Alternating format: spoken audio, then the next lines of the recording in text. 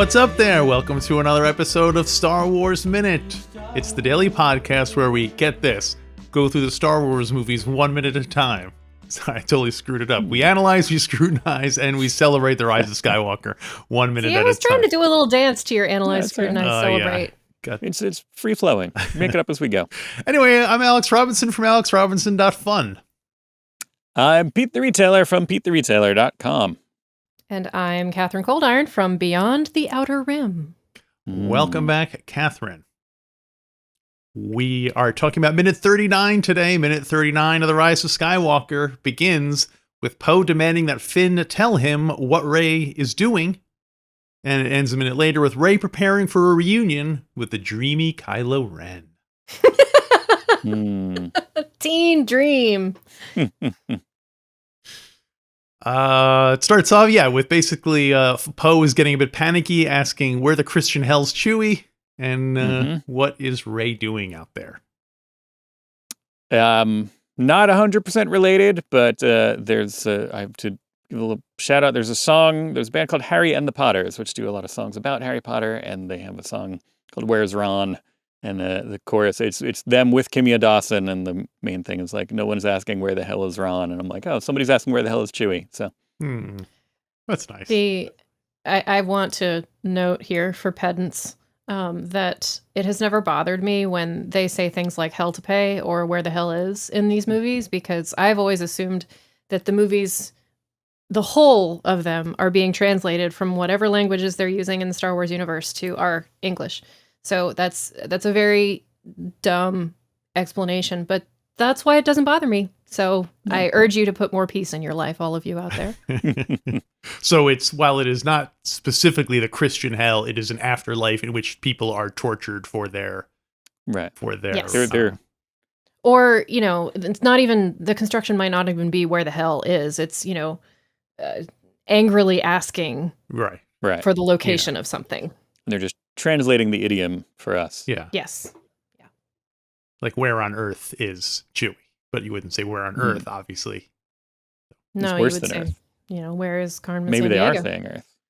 So Finn answers one of the questions, and because he says it's Ren. And it's Ren. I wasn't sure, is he getting this because this is his nascent, that's not the right word, right?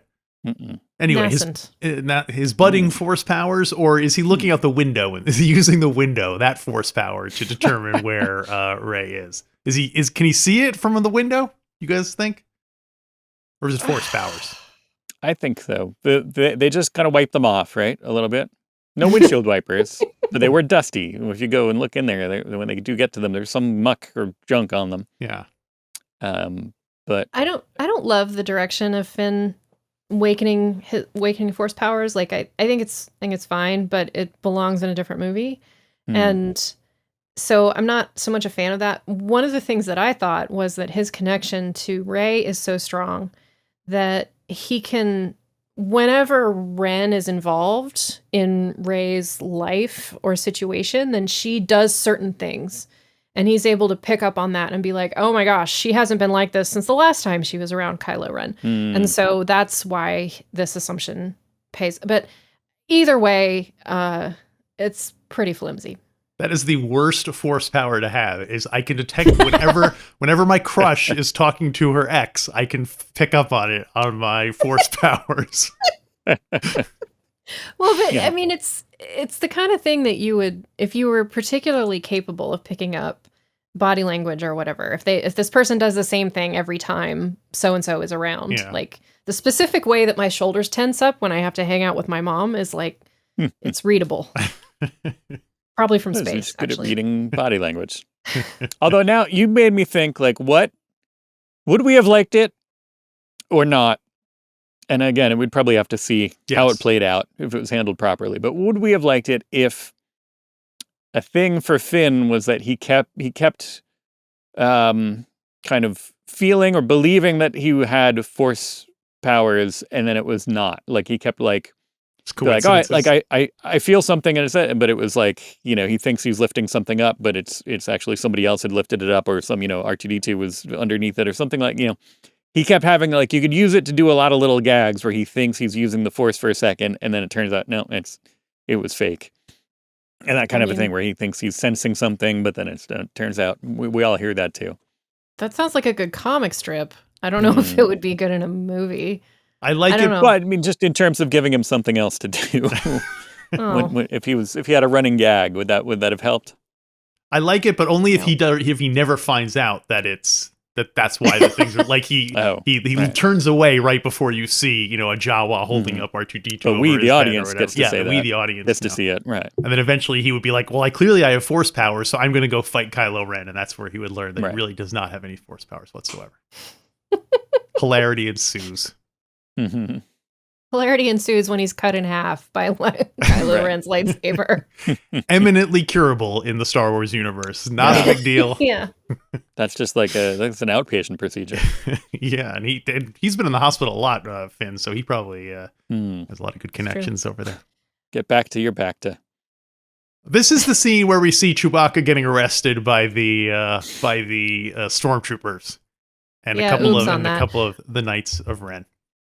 So I looked at this more closely, and I should have, before I made all the claims that I made yesterday, I should have paused this scene because the stormtroopers are with the Knights. Mm-hmm. But the problem with this shot is that it's so brief that if you're looking at it just for as long as it is, the stormtroopers stand out from the landscape and the Knights don't because they're in black. So it looks like it's just stormtroopers if you look at it super quickly. Yeah. However, I still stand by the idea that we don't have an indication that the Knights and the stormtroopers are working together on this planet.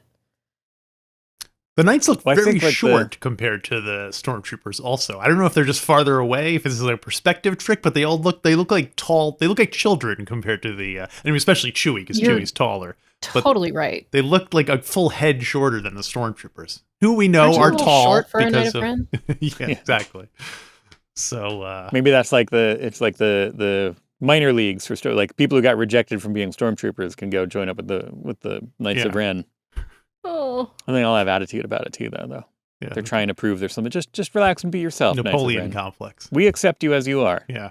You don't have to try to be a tough guy just because you're not a little short for a stormtrooper. Also, having been to both, I will say minor league baseball games are a heck of a lot more fun than major league baseball games. Yeah, it's true. Much more entertaining. The scene reminds me of something from Troops.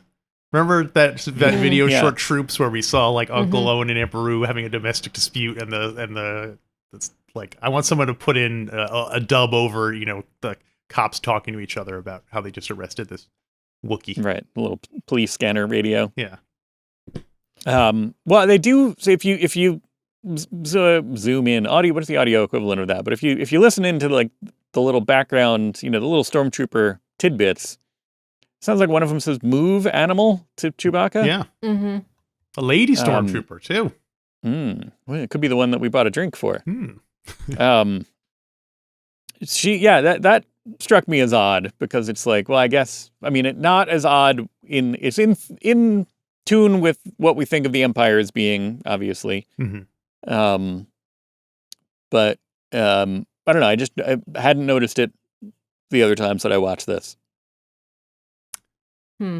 I guess for me, it's in line with where are you taking this thing? Right. And it's also, in line generally with the thread that connects Nazis with the Empire and the First Order of everything that's not you is an animal or a lesser form of life.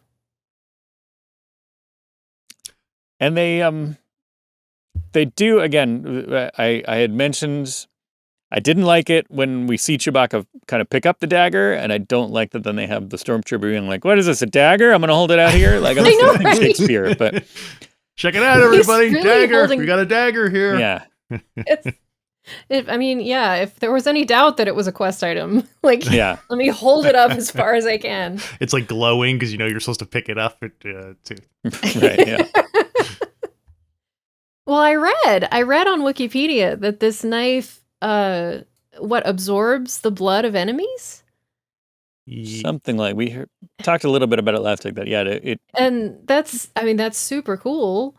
and syringe and really evil. But for cleaning purposes, good for cleaning, getting stains out.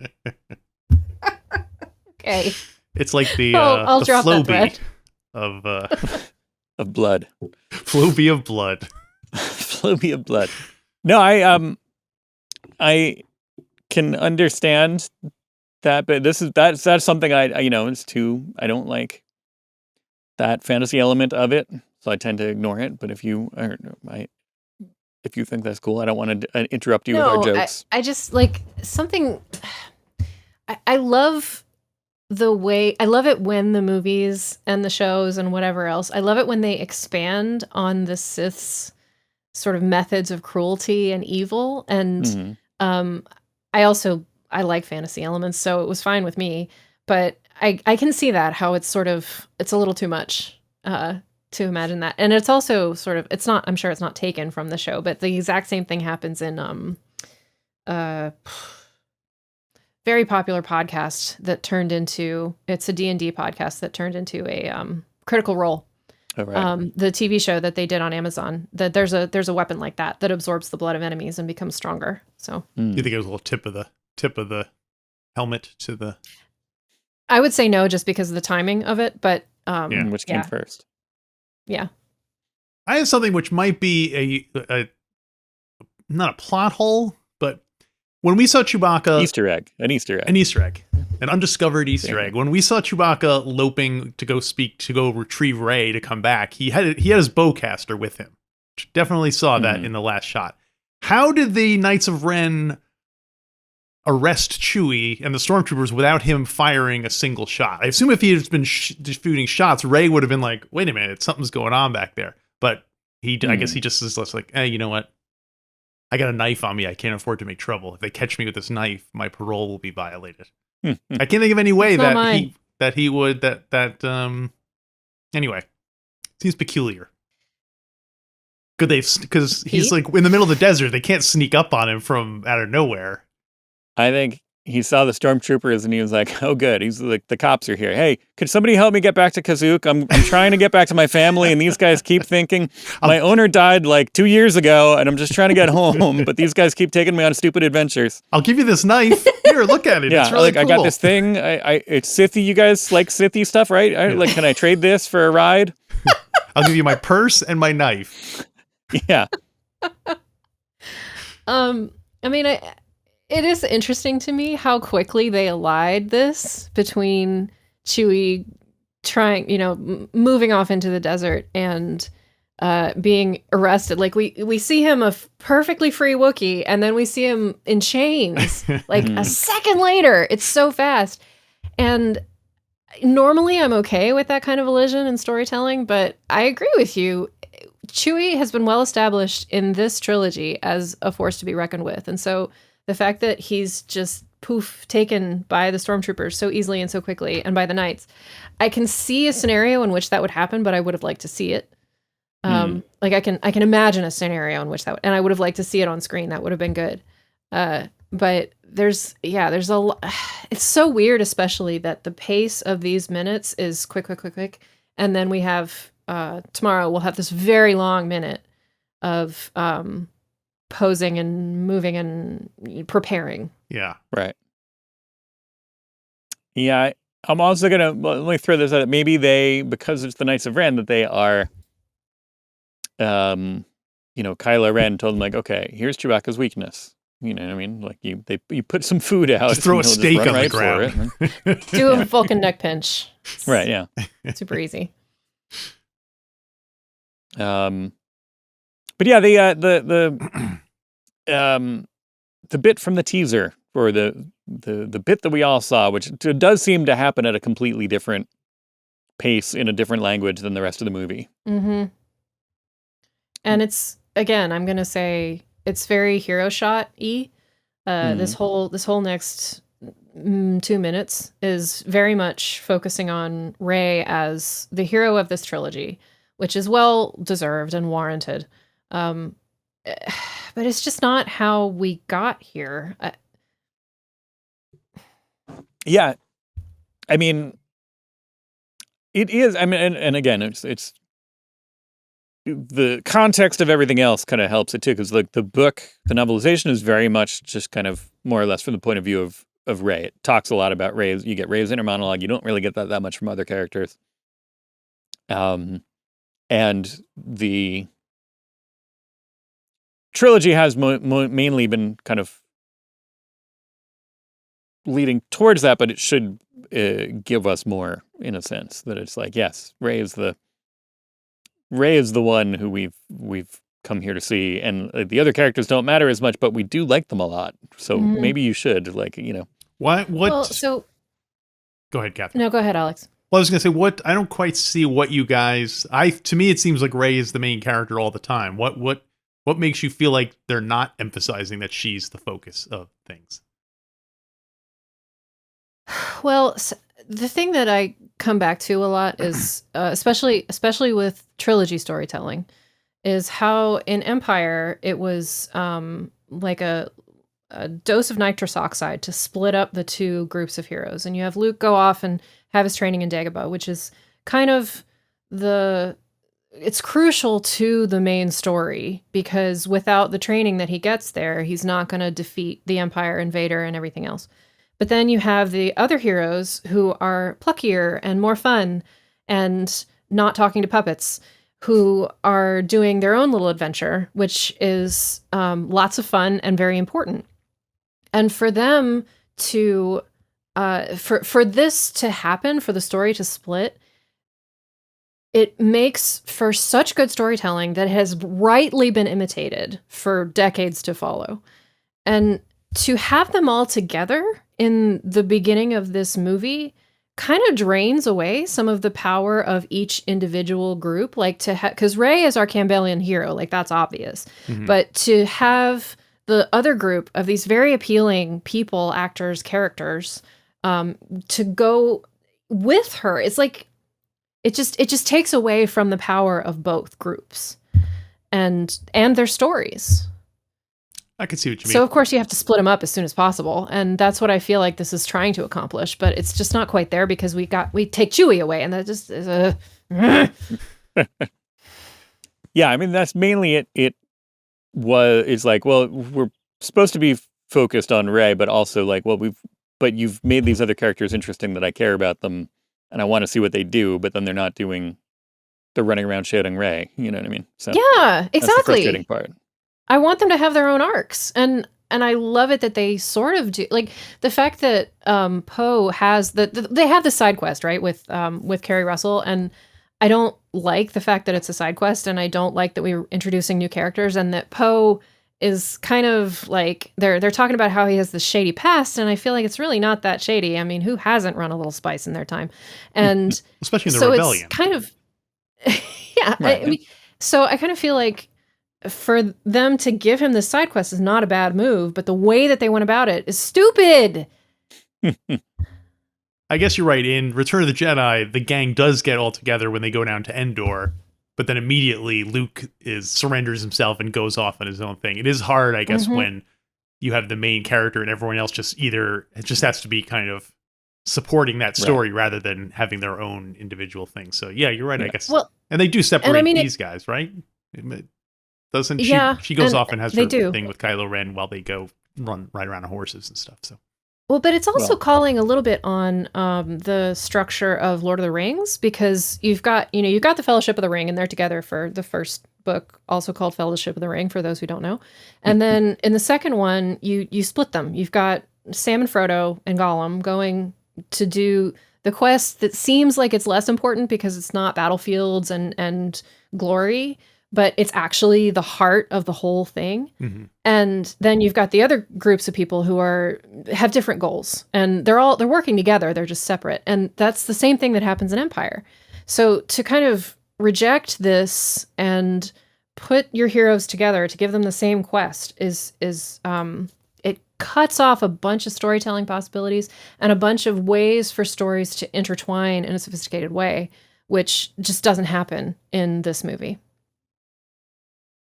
And I guess also when you have a character who is as super powerful as Rey is, the other characters really become kind of like, well, why? You don't even really need them for the story to proceed. They're just kind of like her Lois Lane and Jimmy Olsen. Yeah, they're her entourage Exactly. that who are just kind of tagging along. And like Lois and Jimmy have to run the Daily Planet, and Clark doesn't need help with that. Yeah. Wonder if he's a good writer, Clark Kent. Superman's good at everything, man. Yeah. He types super fast and Yes. Yeah. So I am scrubbing through the minute, and I just want to remark that we do very briefly. I'm concentrating on John Boyega's butt in this scene. However, okay, you very briefly can see that there are 2 transports. Yes. Oh, okay. I noticed that too. Going back minute by minute, it's easy to overlook, as clearly a lot of people did when. So Finn is kind of the one who is the sets up the misdirect of that, but we'll get to that. That's more the next minute. So yeah. Anyway, right. Yeah, we do. I guess the trailer part is mostly in tomorrow's minute too. So I'll save some of my stuff for that for then.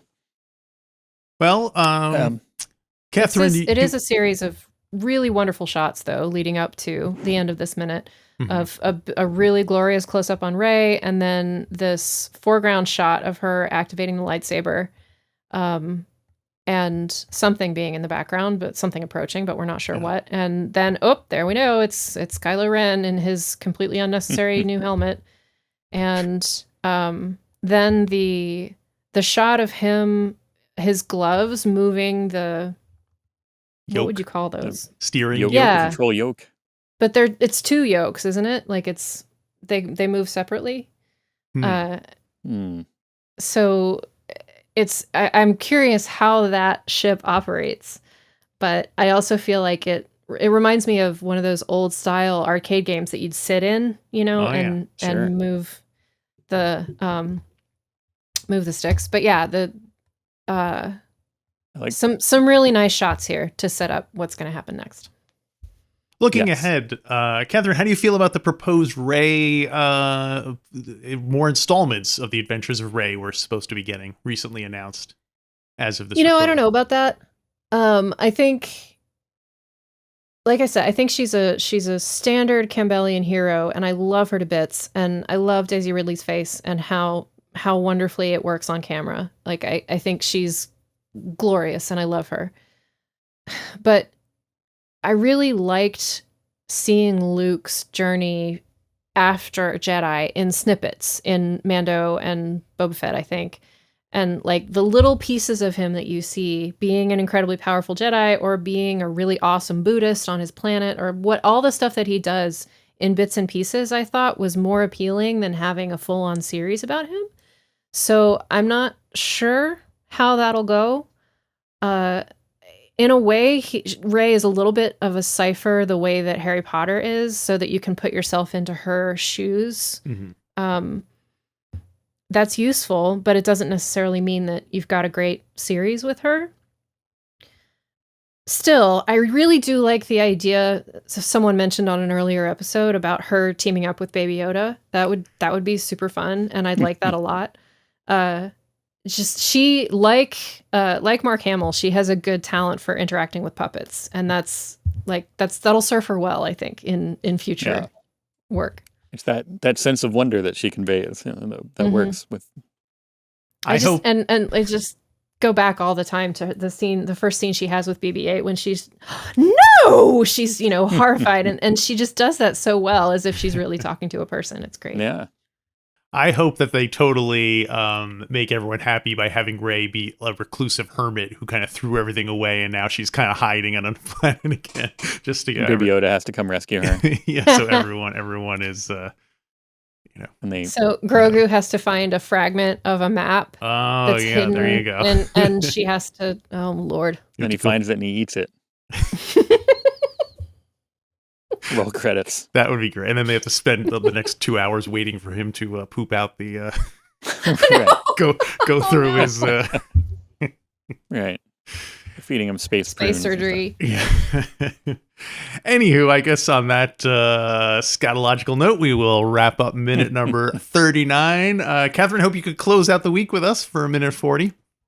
Oh, I am looking forward to it. Okay. And listeners, if you can't get enough of us talking, why not become a Patreon supporter? Not only will you be helping keep the lights on here at the show, but you'll get bonus content, access to hundreds, literally hundreds of episodes of our weekend shows. And now, just for you guys, we are reviewing the Rebels series, one episode at a time on our Saturday show.